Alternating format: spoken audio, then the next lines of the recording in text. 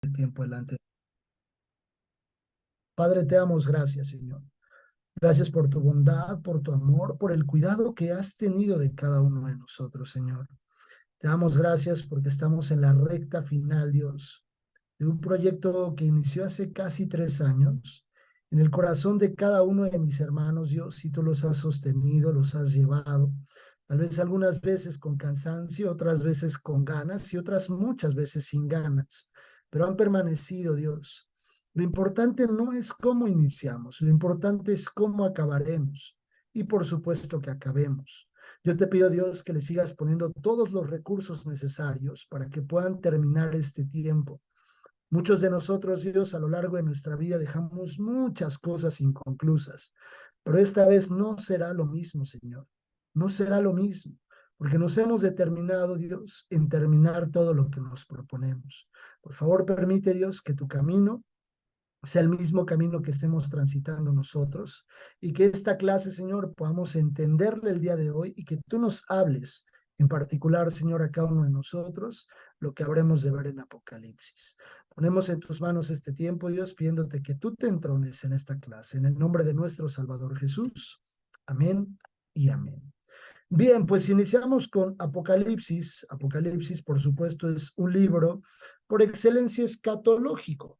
Es el libro, pues, del Nuevo Testamento por excelencia escatológico que nos permite conocer todo lo que hablar, todo lo que vendrá en los tiempos futuros. Hay muchas figuras interpretativas, hay muchas cosas que ver. La realidad es que el curso que nosotros tenemos, la materia que vemos la parte doctrinal fundamental de la escatología. Escatología no solo se queda aquí, hay mucho más, hay mucho, mucho, mucho más. Y hay muchas cosas que ustedes tienen que revisar muy bien las fuentes donde las consultan. Apocalipsis viene de la palabra griega apocalipsis, que significa una revelación, un descubrimiento o una apertura a algo. Fue revelado al apóstol Juan entre el año 94 y 95 aproximadamente, es lo que dicen los teólogos, al cierre del reinado del rey Domiciano. Fue escrito por el mismo apóstol en el exilio en la isla de Patmos. Esto se encuentra al sureste del mar Egeo, de Éfeso, perdón, justo en el mar Egeo. Muchas personas llegan a poner en duda, de alguna forma, la escritura por medio del apóstol Juan, pero hay algunos indicadores o algunos datos interesantes acerca de que sí fue Juan. Hoy tenemos la forma de constatar de que sí fue el apóstol Juan, principalmente en la forma de la escritura y en la forma de mencionar algunos rasgos dentro del mismo libro. Se escriben previamente o al inicio un mensaje a las siete iglesias de Apocalipsis. Eh, Ahorita lo vamos a ver. Ahí las iglesias son Éfeso, Esmirna, Pérgamo, Tiatira, Sardis, Filadelfia y Laodicea. Yo los invito a que personalmente podamos darle una lectura y una buena revisada de estas porque no las alcanzaríamos a ver. Juan se menciona como el discípulo amado en Juan 21:20. Y algunos, como les decía, algunas personas han pensado que Juan no era propiamente quien había escrito Apocalipsis, pero algunos autores, perdón, testigos de que Juan en verdad fue el autor de Apocalipsis. Por supuesto, el autor es Dios, por a quien le fue revelada la palabra fue Justino, Mártir, Ireneo, Clemente de Alejandría y Tertuliano. Podemos ver, por ejemplo, lo que dice Juan 1:1. En Juan 1:1, si ustedes van al Evangelio de Juan 1:1, vean muy bien la forma o las formas en las que el apóstol Juan, a quien le fue revelado también el Evangelio de Juan, escribe. Dice: en el principio era el verbo, y el verbo era con Dios, y el verbo era Dios. Si nosotros vamos a Apocalipsis 19:3, Apocalipsis 19,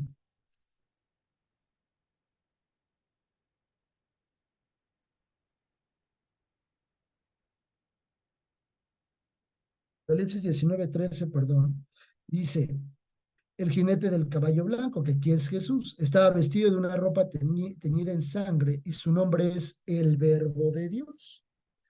El mismo autor lo tipifica y lo menciona de la misma forma, con la misma identificación. Pero también hay en Apocalipsis 5:6. Podemos ver Apocalipsis 5:6.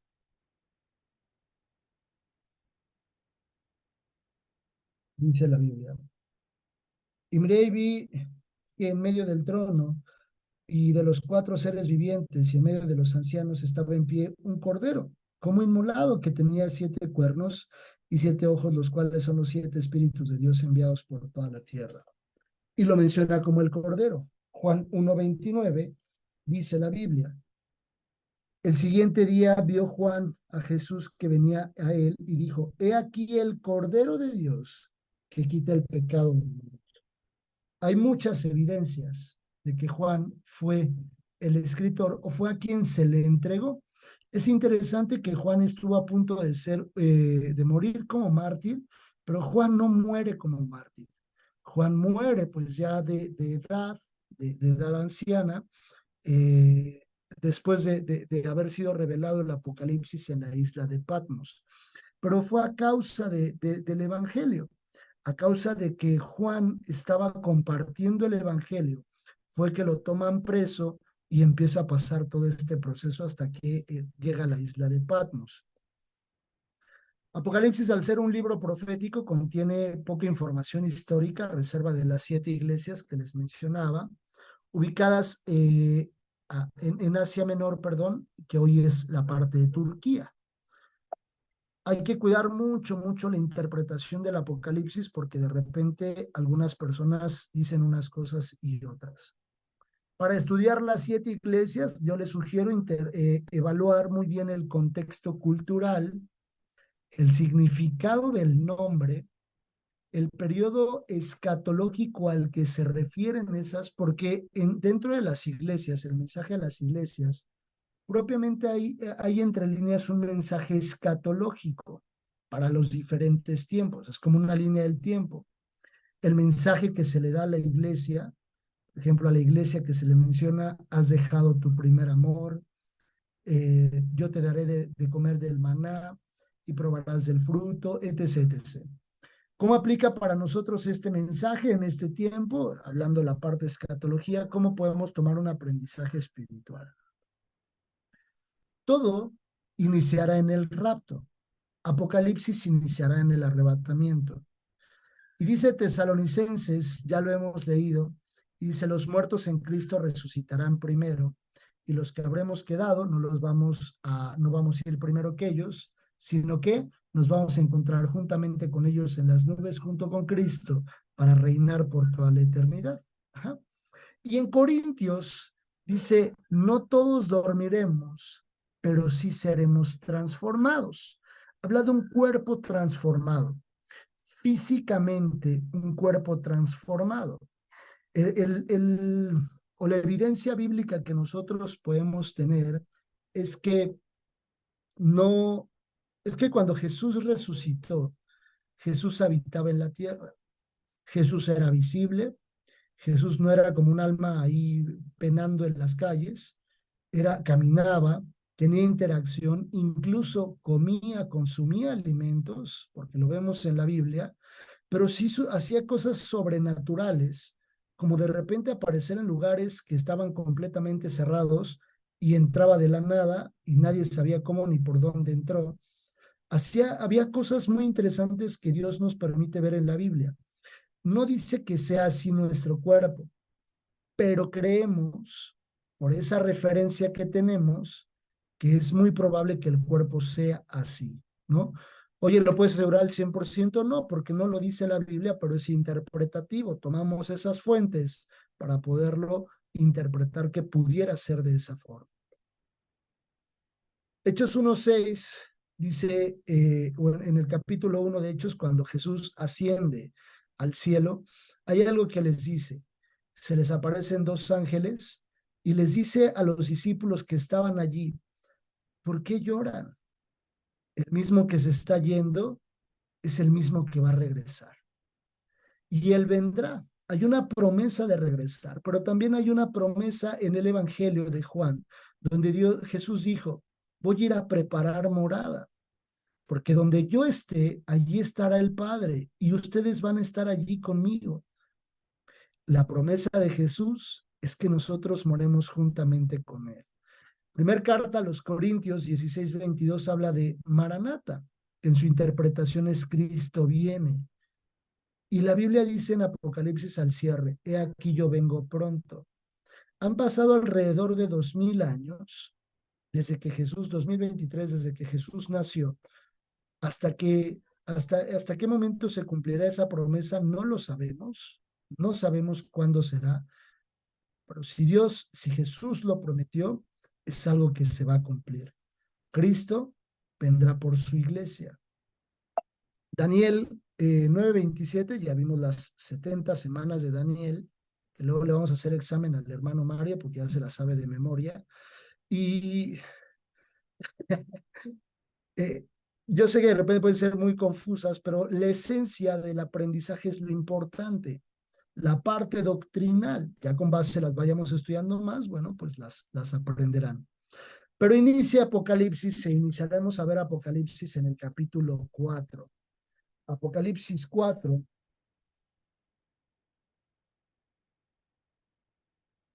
Y aquí empieza una interpretación interesante. Dice, después de esto miré y he aquí una puerta abierta en el cielo.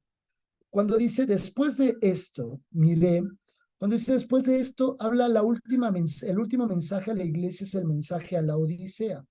Se cree que el mensaje a la Odisea es el tiempo actual, el tiempo de la iglesia que nosotros estamos viviendo. Cuando dice que ni eres frío ni eres caliente, ese mensaje aplica o aplicará escatológicamente para estos tiempos, para los últimos tiempos. Y el mensaje a la iglesia lo dice, es la iglesia de los últimos tiempos, previo a que suceda el rapto. Y cuando pase todo eso, cuando pase el tiempo de la iglesia, cuando ya la iglesia no esté en la tierra, dice lo siguiente, después de esto miré, y aquí una puerta abierta en el cielo, y la primera voz que oí como de trompeta hablando conmigo dijo, sube acá, y yo te mostraré las cosas que sucederán después de estas. Y al instante yo estaba en el espíritu, y aquí un trono establecido en el cielo, y en el trono uno sentado.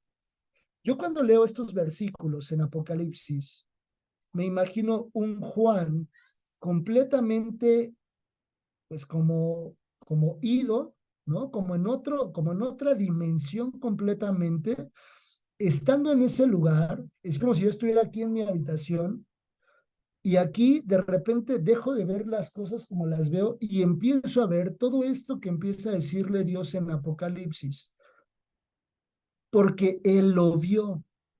Él lo vio y dice, subí en el espíritu, estuve en ese lugar, todo lo que vi, lo que escribe, todo fue lo que él vio.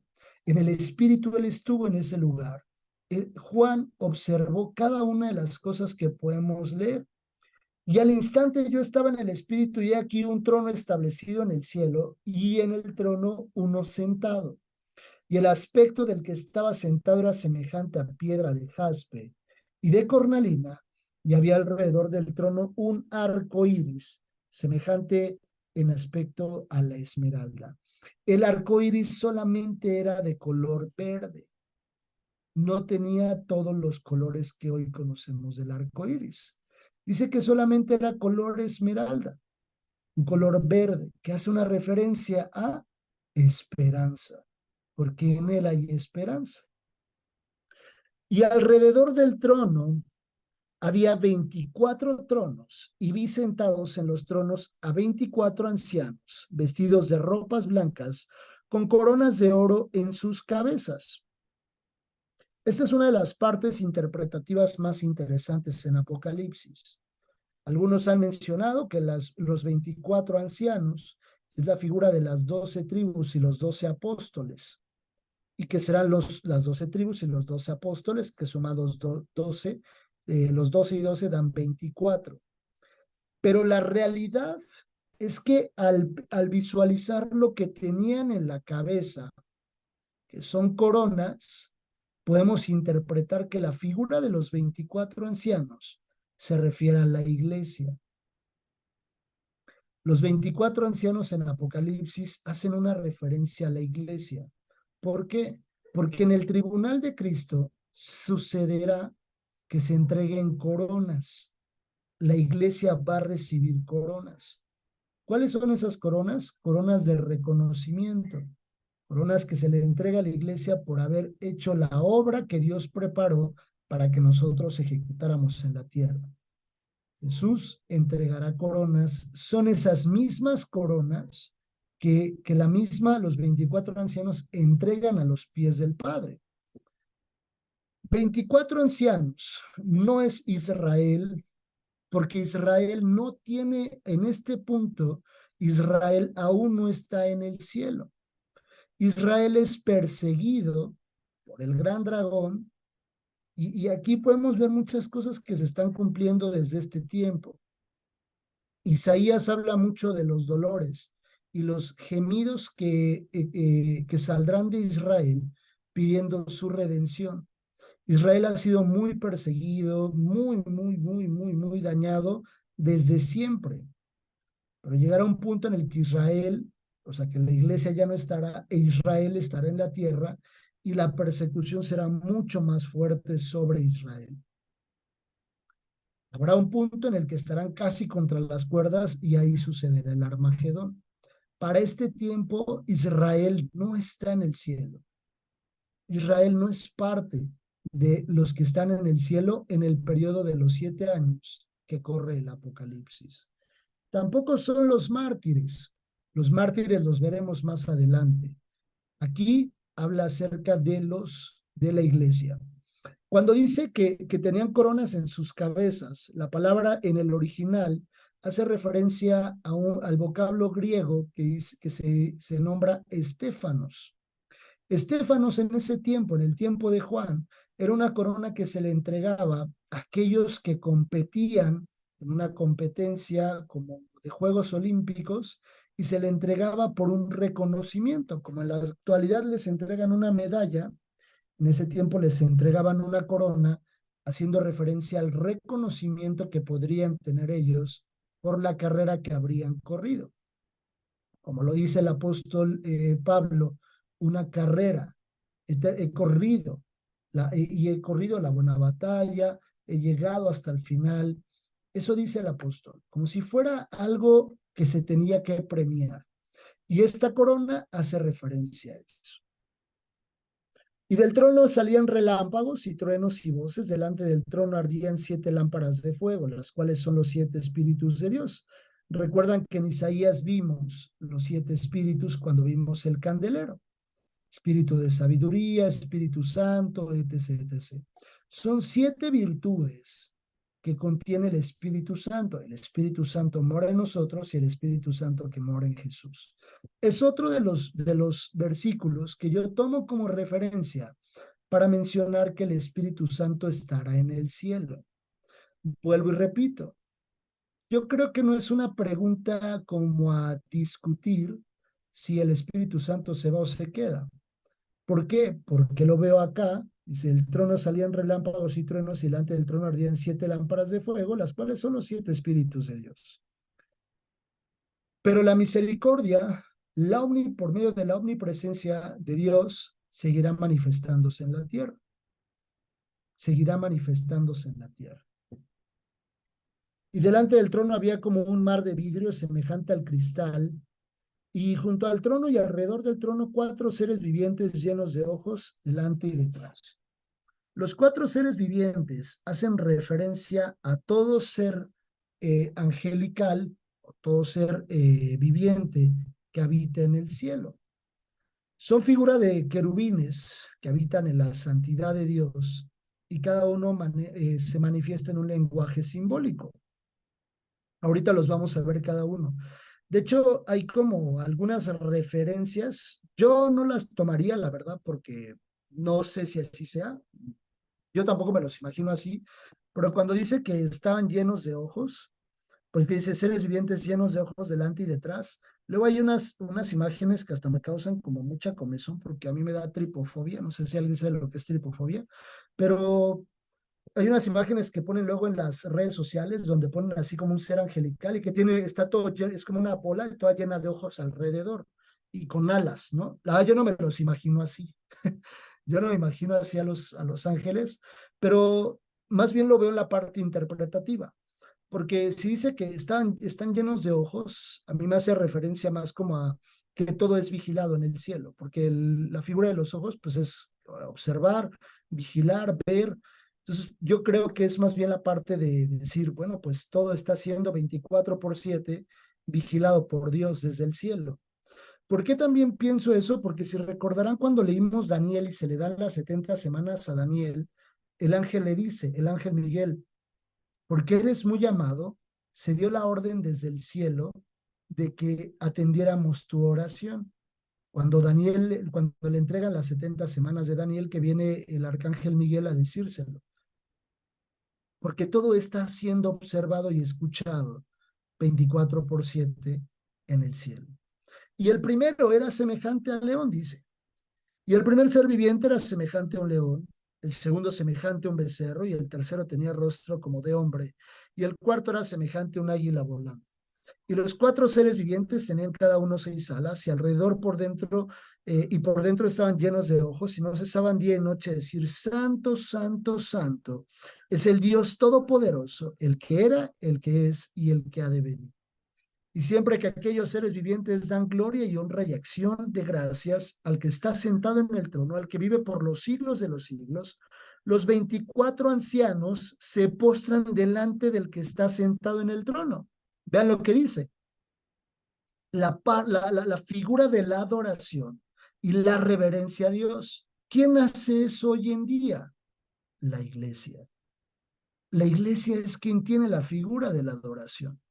Y dice, cada que ellos se postran y le dicen, Santo, Santo, la iglesia o los 24 ancianos se postran delante del que está sentado en el trono y adoran al que vive por los siglos de los siglos y echan sus coronas delante del trono diciendo, Señor, digno eres de recibir la gloria y la honra y el poder, porque tú creaste todas las cosas y por tu voluntad existen y fueron creadas.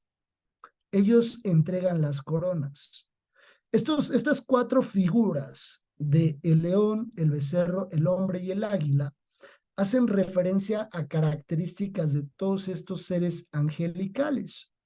Por ejemplo, el león hace referencia a la figura de realeza y poder, sin ellos ser reyes o dioses, pero tienen un poder delegado de parte de Dios. El becerro. El becerro es una figura de humildad y hace referencia al servicio humilde a Dios, un servicio entregado por medio de los ángeles a Dios. El tercero, semejanza a un hombre. Recuerden que hay un versículo que dice, los hiciste semejantes a ellos, pero un poco menor que los ángeles. Semejanza humana, por supuesto, con también la inteligencia humana, pero algo importante, ¿los ángeles tienen albedrío o no tienen albedrío? ¿Quién dice? Sí, tienen albedrío. Sí. Lo podemos tomar como referencia muy bien, Gina, por aquellos que se rebelan contra Dios y son sacados del reino. Ajá. Entonces, tienen un albedrío, tienen una toma de decisión personal. Y el águila habla de la velocidad y la rapidez al accionar en el servicio. Características de un servicio con poder, con humildad y con prontitud para atender lo que el rey quiere que se atienda. No es como los ángeles, yo no me los imagino como aquel niño que le dice a su mamá, ahorita voy. Oye, hijo, ve a atender tu cama, ahorita voy. Oye, ve por las tortillas, sí, ahorita. O sea, yo me imagino a los ángeles en el momento en el que el padre dice, vayan a atender esta situación, el ángel, ¡fum! Pero así, ¡fum! Por un servicio con rapidez y prontitud. La Biblia dice en el capítulo 5, si nos da un poco de tiempo, Y vi en la mano derecha el que estaba sentado en el trono un libro escrito por dentro y por fuera, sellado con 7 sellos. Y vi un ángel fuerte que pregonaba a gran voz: ¿Quién es digno de abrir el libro y desatar sus sellos? Para ese momento, toda la iglesia está congregada frente al Padre. Para ese momento, la iglesia le estaba adorando y le estaba entregando sus coronas, y estaban todos los ángeles también ahí, porque ve a la figura de los ángeles y de la iglesia. La creación estaba delante del Rey. Me refiero a la creación que fue redimida, no a la creación que está, porque en ese momento cosas estarán sucediendo en la tierra. Digamos que estamos viendo dos películas: la película que sucederá en el cielo y la película que va a pasar en la tierra. Hay dos cosas, se van a estar trabajando dos cosas en paralelo. Y entonces el ángel dice: ¿quién es digno de abrir este libro? Versículos adelante es lamentable lo que dice la Biblia, que a ninguno, imagínense cuántas millones de miles de billones de trillones de personas estaremos allí en ese momento. Imagínense un número, así, un número, pero un número muy grande. Ninguno, ni uno solo se halló digno de abrir el libro.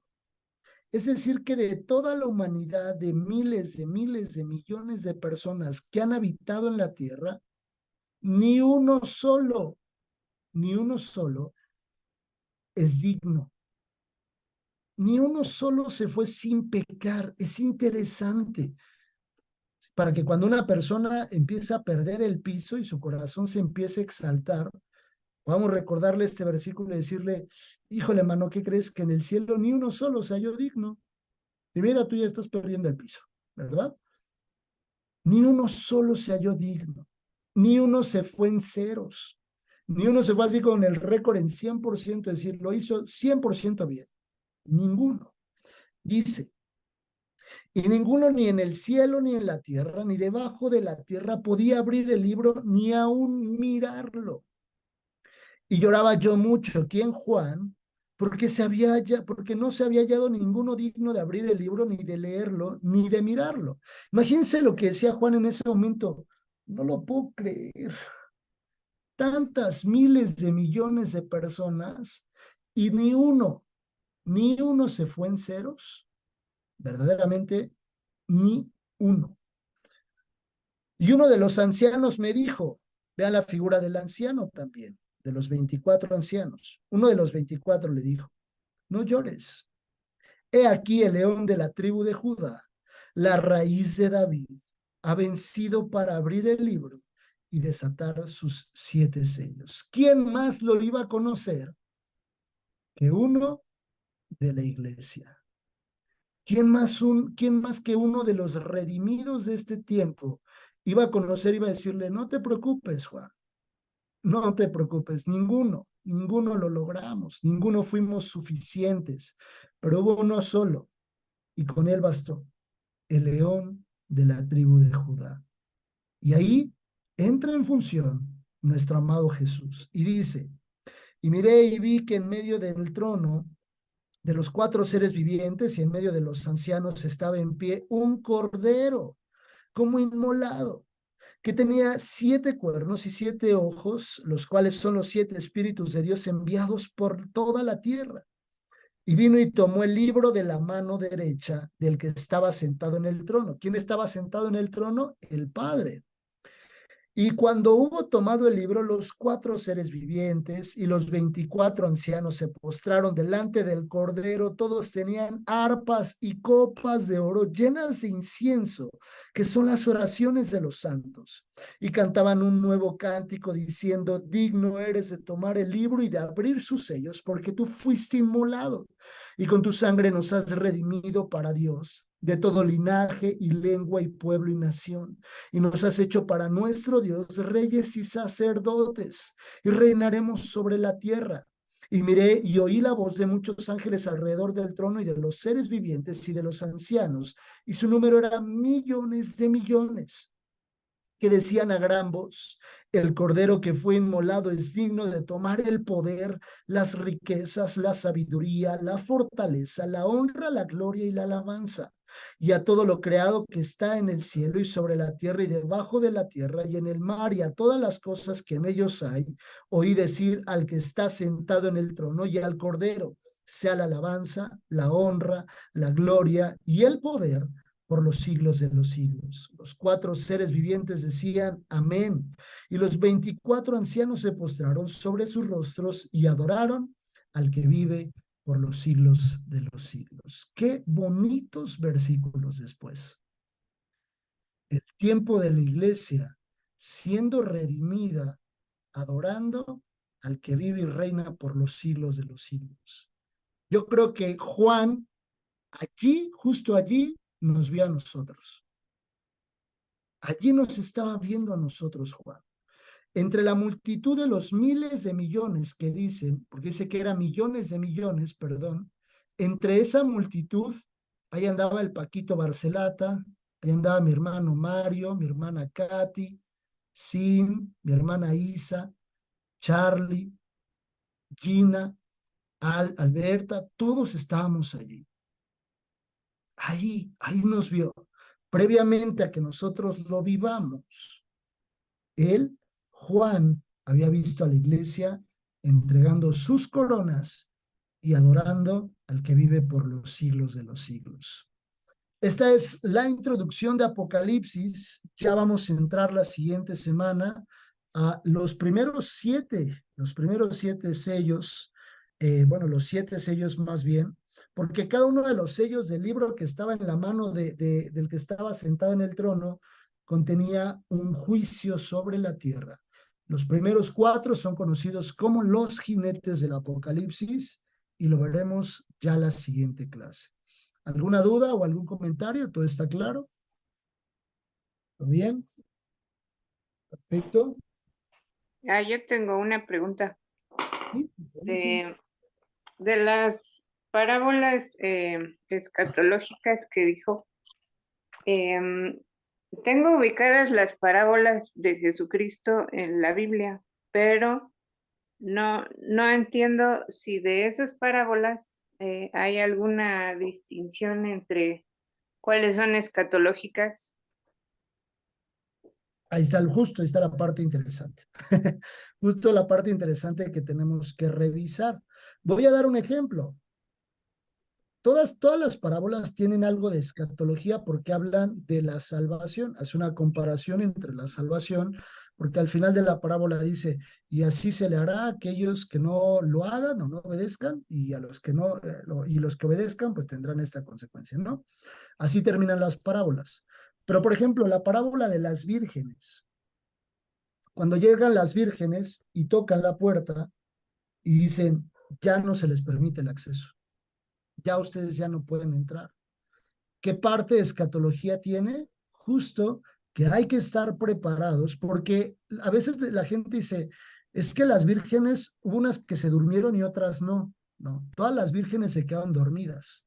La Biblia dice que estaban dormidas todas. Pero había 5 prudentes que traían algo más preparado, porque cuando se les acabó el aceite, tomaron esa provisión, llenaron sus lámparas y pudieron entrar. Ahí hay escatología, donde cuando vino el novio, las tomó a esas 5 y las otras 5 que se fueron a buscar el aceite regresaron y dijeron, nos dejan pasar, ya traemos aceite. Es la parte escatológica. Y dice, ya no van a entrar. Solo entraron las que estaban preparadas. ¿Va? Por ahí va el sentido de la parte escatológica. ¿Sí queda claro, sí? Sí. Sí, perfecto, excelente. Muy bien, bueno, ya les dejé una, por si alguien la quiere tomar. La de las 10 vírgenes. Por favor, acompáñenme a orar. Vamos a dar gracias a Dios por este tiempo. Dios, te damos gracias por tu palabra. Gracias, Señor Jesús, por permitirnos sentarnos, Dios, a estudiar, Dios, de ti, Señor. Es hermoso cuando vemos en escatología que en tu corazón, Señor, está que nosotros vivamos contigo una eternidad. Es hermoso saber, Señor, que a pesar de nuestros errores, de nuestras equivocaciones, tú tuviste a bien, Señor, poner tus ojos en nosotros y permitirnos, Dios, entrar en una salvación eterna contigo. No hay como agradecerte, Señor. No habrá una forma, Señor, de agradecerte más que sirviéndote, buscándote y dando lo mejor de nosotros para presentarnos, Dios, con las maletas listas, con las vestiduras blancas, para que en el momento que tú digas nos vamos, en ese momento nos vayamos contigo. Entregamos este tiempo en tus manos, dándote a ti, Señor, toda la honra, toda la gloria, toda la alabanza y todo el poder, en el nombre de nuestro Salvador Jesús. Amén y amén. Que Dios los bendiga, que pasen una excelente semana. Un fuerte abrazo a todos. Chao, chao.